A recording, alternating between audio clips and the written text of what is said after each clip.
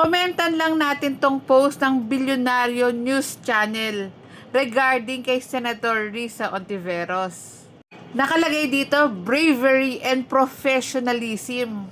Naghain ang ating butihing senadora na si Senador Risa Ontiveros ng resolusyon upang puriin at pasalamatan ng ating mga mamamahayag na nakatalaga sa Senado dahil sa kanilang pinakitang katapangan, katatagan at dedikasyon noong may nangyaring gulo sa Senado.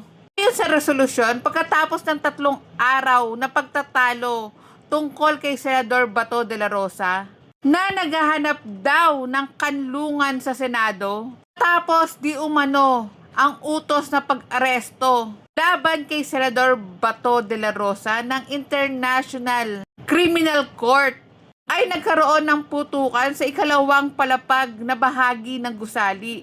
Tagal daw ito ng ilang minuto na nagdulot ng takot at kaguluhan sa mga empleyado at sa mga mamamahayag na nandoon. Kaya saludo sa ating mga media na kahit na ang hirap ng kanilang trabaho na nakakatakot during that time, patuloy pa rin nila ang ginampanan ang kanilang pamamahayag at tungkulin. Mas inuna nila yung ibalita yung mga nangyayari sa loob ng Senado para sa karapatan ng publiko sa tamang impormasyon kesa sa sarili nilang kaligtasan.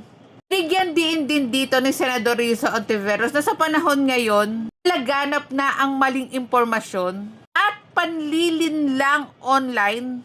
Ang tapat at walang kinikilingan na pag-uulat ng media ay nagsisilbing haligi ng katotohanan at demokrasya lalo na sa panahong krisis. Kaya naman formal na kinilala at pinuri ni Senador Risa Ontiveros ang katapangan at profesionalismo ng mga mamamahayag. Napatunay na ang serbisyo sa bayan higit pa sa anumang panganib.